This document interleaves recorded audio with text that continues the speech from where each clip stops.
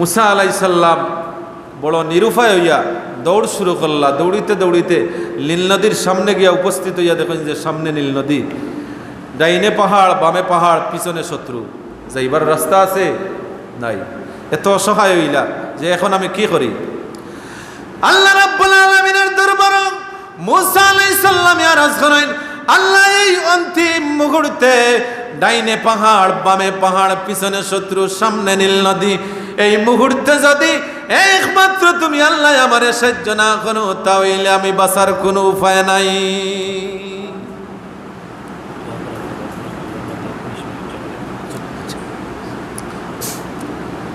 আপনি যদি আমারে রক্ষা না করেন তাহলে আমি এই মুহূর্তে বাঁচা আমার লাগে অসম্ভব। সাহায্য কার কাছে চাইছেন? আল্লাহর কাছে। কিন্তু জাকারিয়া আলাইহিস সালামে গাছের গেছে সাহায্য চাওয়ার কারণে আল্লাহ নারাজ হইয়া থান শেষে পরিণতি হইল কিতা, থান উম্মত হলে খরাত দিয়া তানরে মাঝে দিয়া দ্বিখণ্ডিত করা হয়েছে। কিন্তু মুসা আলাইহিস সালামে সাহায্য চাইছেন আল্লাহর কাছে। আল্লাহ রাব্বুল আলামিনের কাছে সাহায্য চাওয়া বাদে আল্লাহ তানরে সাহায্য করলাম। মুসা আলাইহিস সালাম রে জানাই দিলা, রে মুসা তুমি নৈরাশ হইও না, আমি আল্লাহ তোমার এই বিপদটাকে নিশ্চয় উদ্ধার করব। তোমার যেই হাতের মধ্যে লাঠি আছে এই লাঠি দিয়ে তুমি সাগরের মধ্যে সামান্য ইশারা দেও। মুসা আলাইহিস সালামের সামান্য ইশারা দিতে সারা নদীর ওপার থেকে ওপারে সুন্দর রাস্তা হয়ে গেছে। আল্লাহর পয়গম্বর মুসা আলাইহিস সালাম এই রাস্তা দিয়া নদীর ওপার থেকে ওপারে গিয়া ফেরাউন বাহিনীর আক্রমণ থেকে উদ্ধার হইলাম।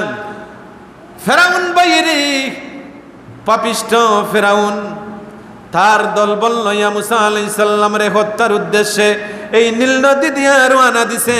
নীল নদীর মাঝে যখন গিয়া খাড়া হইছে, এর আগে আগেও আল্লাহ রাব্বুল আলামিন নীল নদীর মধ্যে পরওয়ানা জারি করে দিলাম। এই রাস্তা ফেরাউন বাহিনীর লাগি না, এই রাস্তা আমার পয়গম্বর মুসা আলাইহিস সালামের লাগে। আমার পয়গম্বর তান সঙ্গী সাথী লইয়া তাইন উদ্ধার হয়ে গেছেন, তাইন ওপারও গেছেন কি, আর রাস্তার কোনো জরুর নাই। এখন তোমার আগর জায়গা তুমি ফিরিয়া যাও। নীল নদীর এই যে মাঝে দিয়া যে রাস্তাটা হইছে, এই নীল নদীর তল দেশে, নীল নদীর ইতিহাসের মধ্যে একবার জীবনে এই তলদেশে রদ্রির আলো পাইছে, আর কিয়ামত পর্যন্ত কোনোদিন এই নীল নদীর তলদেশে সূর্যের আলো পাইত না। মুসা আলাইহিস সালাম হফারকে লাগে নীল নদীর মাঝে ফেরাউন বাহিনীরে আল্লাহ রাব্বুল আলামিনে ডুবাইয়া পানি খাবাইতে খাবাইতে তারে ধ্বংস করলা।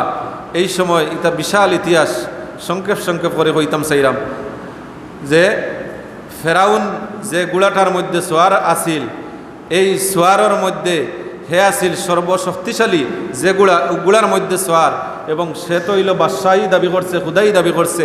এর কারণে তার সাজসজ্জা আসিল আলাদা, তার সৈন্যবাহিনী থাকি তারে দেখতে আলাদা লাগতো। যখন নীল নদীর মাঝে গেছে তখন জিবরাইল আলাইহিস সালাম রে কয় যে, ও আল্লাহর ফিরিস্তা, আমি যা করছি ভুল করছি, এখন আমারে মাফ করিয়া দেও। আমি আর জীবনে মুসার সাথে বেয়াদবি করতাম না। এই সময় জিবরাইল আলাইহিস সালামের হাতে তাকে একটা চিঠি বা করিয়া দেখাইলা। এই চিঠিটা ওই সময় কর যখন আল্লাহ রাব্বুল আলামিনে ফেরাউন রে এত শক্তি, এত সম্মান, এত ধন সম্পদ সব কিছু দান করছেন, এর বাদে যে তার মালিকের নাফরমানি করছে। জিবরাইল আলাইহিস সালাম একদিন জিকাইলা ফেরাউন রে যে, ও ভাই ফেরাউন, তুমি নিজে ও কথাটার প্রশ্নের উত্তর দেও চাই যে আল্লাহ রাব্বুল আলামিনের কোনো বান্দারে যদি তার ইচ্ছার চাইতেও, ইচ্ছার বাহিরা, অর্থাৎ সে যা চায় তার চাইতেও আরো বেশি কোনো নিয়ামত দান করা হয়, তাহলে তার করণীয় কিতা? বলে এই ব্যক্তির করণীয় যেই মালিকে তার এই সম্পদ দান করছেন এই মালিকের শুকরিয়া আদায় করা। বলে যদি শুকরিয়া আদায় না করে তাহলে তার প্রাপ্য কিতা? বলে যদি এই ব্যক্তি আল্লাহর এত নিয়ামত পাইয়া শুকরিয়া আদায় না করে তাহলে তার প্রাপ্য হইল তারে নীল নদীর মতো মহাসাগরও ডুবাইয়া মারা। জিবরাইল আলাইহিস সালামে কইলা তুমি তো মুখ দিয়ে কইলাই রেবা এই কথা কানিলে আমার বিশ্বাস আর না, একটা কাগজে লেখিয়া দেও চাইন কথাটা কতটুকু সঠিক, বলে হ্যাঁ এই কথাটা সঠিক, বলে তাইলে কাগজে লেখিয়া দেও। এই যে জিবরাইল আলাইহিস সালামে আজকে এই নীল নদীর মাঝে মরার সময় তার সামনে চিঠিটা বাকরিয়া দিয়েছেন, এই চিঠিটা হইল ও সময়কুর চিঠি, তার হাতের লেখা, তার সিগনেচার, তার শিলচাপ্পর সব কিছু মারা। জিবরাইল আলাইহিস সালামে কইন ভাই ফেরাউন রে, আল্লাহ রাব্বুল আলামিনে তোরে কত ইজ্জত দান করছেন, কত সম্মান দান করছেন, কত মর্যাদা দান করছেন, এর বাদেও তুই আল্লাহর নাফরমানি করছিস, আল্লাহর পয়গম্বর মূসা আলাইহিস সালামের সাথে তুই এত বেয়াদবি করছিস। এই দেখ তোর হাতের লেখা এই চিঠির মধ্যে তুই লেখিয়া দিছ যে এর মতো পাপিষ্ঠ যদি কোনো মানুষ ইলা হয়ে যায় যে আল্লাহর নিয়ামত পাওয়া বাদেও আল্লাহর শুকরিয়া আদায় করে না, তাহলে এই পাপিষ্ঠর শাস্তি হইল নীল নদীর মধ্যে ডুবাইয়া মারা। বলে তোর সিগনেচার অনুযায়ী আল্লাহ রাব্বুল আলামিনে তোরে আজকে এই নীল নদীর মধ্যে ডুবাইয়া মাররা, তোরে আজকে আমার দ্বারা উদ্ধার করা সম্ভব নয়। যেই দিন আল্লাহ রাব্বুল আলামিনে পাপিষ্ঠ ফেরাউন এই জালিমরে তার সঙ্গী সাথী সব এই নীল নদীর মধ্যে ডুবাইয়া মারলা, আর আল্লাহর পয়গম্বর মূসা আলাইহিস সালাম রে আল্লাহ রাব্বুল আলামিনে তার এই নির্যাতন তাকে উদ্ধার করলা। এই দিনটা ছিল মুহররমের 10 তারিখ আশুরার দিন। সুবহানাল্লাহ। ইউনুস আলাইহিস সালাম রে আল্লাহ রাব্বুল আলামিন নবুয়তি দান করছেন। আল্লাহ রাব্বুল আলামিন আদেশ করলেন রে পয়গম্বর, আমার মালিক রাব্বুল আলামিনের রুবুবিয়তের যে দাওয়াত আছে এই দাওয়াতটা তুমি তোমার জনপদের মধ্যে প্রচার করো। আমি যে খালিক এবং মালিক সৃষ্টিকর্তা একজন, এই কথাটা তোমার জনপদের মধ্যে তুমি প্রচার করিয়া দেও, অর্থাৎ দিনের দাওয়াত দেও, মানুষে জাহান্নাম থেকে বাঁচাইয়া জান্নাতের রাস্তা দেখাইয়া দেও, এটা হইল তোমার দায়িত্ব। ইউনুস আলাইহিস সালামে দাওয়াত দিতে দিতে মুসলিমে কিছু সংখ্যক মানুষ ছাড়া আর কোনো মানুষে তার দাওয়াত কবুল করে না। ইউনুস আলাইহিস সালাম নারাজ হয়ে গেল তার উম্মত হলর উপরে। শেষে কিতা করলা, নিজে তার উম্মত হলর উপরে গুছা করিয়া নিনয় শহর তাকি তাই বাহির হইয়া গেলাগি। এই যে বাহির হইয়া গেছেন, কিন্তু এটা আল্লাহর পারমিশন নাই, এটা তার ব্যক্তিগত এখতিয়ারে ব্যক্তিগত মতে তাই এই শহর তাকে বাহির হইয়া গেছেন, কিন্তু আল্লাহ রাব্বুল আলামিনে তানরে নির্বাচিত করিয়া দিছেন তান এই শহরের মধ্যে তাই দিনের দাওয়াত দিতা। কিন্তু এখন যে বাহির হইয়া গেছেন, এটা তো আল্লাহর আদেশের খেলাফ করলা না, নেই খেলাফ করছেন। আল্লাহ রাব্বুল আলামিনের আদেশের এই খেলাফ করার কারণে আল্লাহ রাব্বুল আলামিন ইউনুস আলাইহিস সালামের উপরে নারাজ হয়ে গেলা। ইউনুস আলাইহিস সালাম তান শহর তাকি বাইর হইয়া অন্য শহর যাওয়ার লাগি রওনা দিছেন। মাঝে যেই সাগরটা পড়ছে, এই সাগরের কিনারো গিয়া পারো গিয়া দেখুন যে কোনো খেওয়া নাই, কোনো পাড়ি দেওয়ার যানবাহন নাই। আটা শুরু করছেন সাগরের পারে পারে। কিছু জায়গা আড়তে নাড়তে হঠাৎ করে এই সাগর তাকি বিশাল একটা মাছে তান্ডে জাফটা মারিয়া গ্রাস করে নিল। এখন ইউনুস আলাইহিস সালাম এই মাছের পেটের ভিতরে তাইন গাই বই গেলা। এটা আল্লাহর পক্ষ থাকি থান উপরে একটা শাস্তি। এখানে আল্লাহর আদেশের লঙ্ঘন করছেন, এটা গুনাহ কন্যা জানে। দেখুন যেন আমি ইতিহাস কইয়ার প্রথম আমি কইছি যে পয়গম্বর হলর কোনো গুনাহ নাই, এটা সামান্য খেলা যাওয়া, ইটার মাঝেও সওয়াব আছে। ইস্তেহাদর মাঝে যদি আপনার ইস্তেহারটা সঠিক হয় তাহলে আজরানে আপনি 2টা সওয়াব পাইবা, আর যদি ভুল হয় তাহলে আপনি একটা সওয়াব পাইবা, কিন্তু গুনাহ নাই। এর কারণে পয়গম্বর হল বা মুস্তাহিদ হলর ইস্তেহাদরে গুনাহ মনে করেন না যেন। আল্লাহর পয়গম্বর ইউনুস আলাইহিস সালাম সাগরের মধ্যে মাছের পেটের মধ্যে এখন নিমজ্জিত হইলা। এই মাছরে আর একটা মাছে গ্রাস করে নিলে এখন তাই 2টা মাছের গভীর তলদেশ আছে। কয়টা মাছের পেটো আছে? 2টা মাছের পেটো। আর আরেকটা বড় বিপদ হইল পানির নিচে। এই মাছে ইউনুস আলাইহিস সালামের গ্রাস করা বাদে সাগরের গভীর তলদেশে গিয়া পৌঁছিল। এই সাগরের তলদেশে ইউনুস আলাইহিস সালাম কতদিন থাকলা? জিবরাইল আলাইহিস সালামে জিকিন বা ইউনুস কতদিন তুমি এই গভীর তলদেশের মধ্যে অবস্থান করতে আছো? ইউনুস আলাইহিস সালামে কইন, ভাই জিবরাইল, আমার তো জানা নাই যে আমি কতদিন আছি। আল্লাহ রাব্বুল আলামিনের পক্ষ থেকে জিবরাইল আলাইহিস সালামে জানাই দিলারে, ভাই ইউনুস, এই সাগরের গভীর তলদেশে আজকে তুমি 40 দিন ধরে অবস্থান করতে আছো। একদিন থাকতার মানে আপনার আমার মতো কোনো মানুষ পানির নিচে মাতুন্য চাব হল তো সুবহানাল্লাহ খান কইলা না? 1 ঘন্টা থাকা সম্ভব নেই। শ্বাস বন্ধ হইয়া দম উবায় আইতো না মারা যাইবা। অথচ ইউনুস আলাইহিস সালাম কতদিন? 40 দিন পানির গভীর তলদেশে আছেন।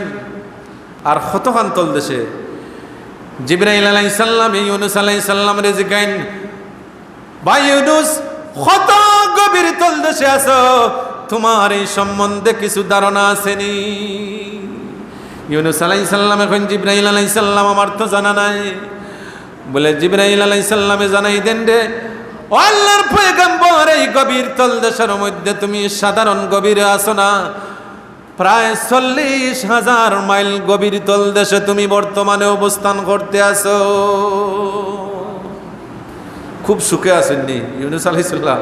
হ্যাঁ, আল্লাহ রাব্বুল আলামিনে তান্ডে সামান্য খেলা যাওয়া হওয়ার কারণে শাস্তির সম্মুখীন করছেন।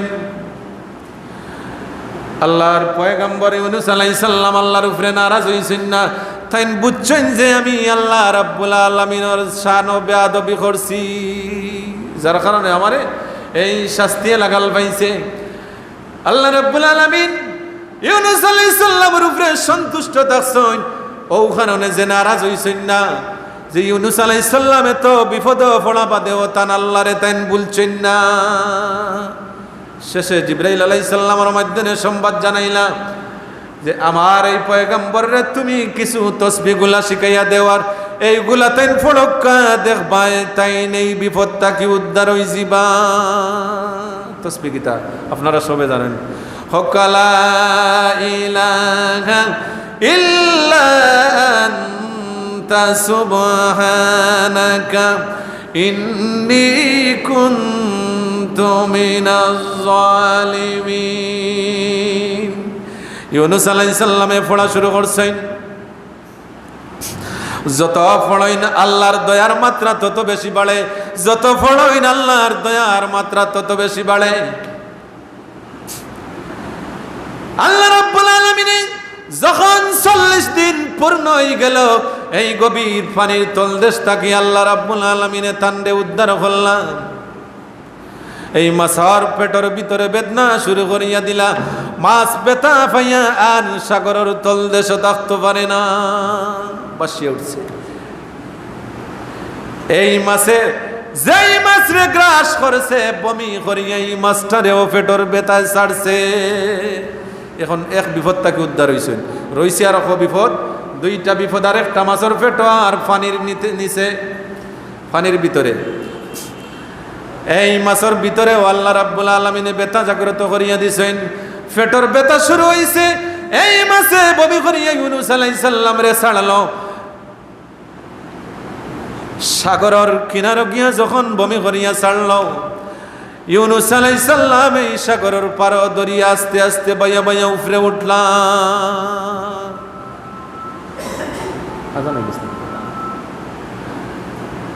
উঠিয়া এত বিপদ তাকে উঠছেন, কত পেরেশানি অবস্থায় আসলা। উঠিয়া যে তাই আশ্রয় লইতেইলা, কোনো কিছু দেখা যায় না, সাগর বাদেও সারা মরুভূমি। হঠাৎ করে দেখেন যে একটা লাউ গাছ দেখা যায়। অন্যান্য ইতিহাসবিদ হলে অন্য গাছ কইতে পারেন, কিন্তু আমি যে ইতিহাস পড়ছি ইতিহাসও লাউ গাছ পাইছি। লাউ গাছের কিনার নিকটবর্তী হইলাম, অথবা কোনো ফলর গাছ হইতে পারে। যাই হোক, লাউ অত ফল, অন্য কোনো ফল হইলে ওটাও ফল।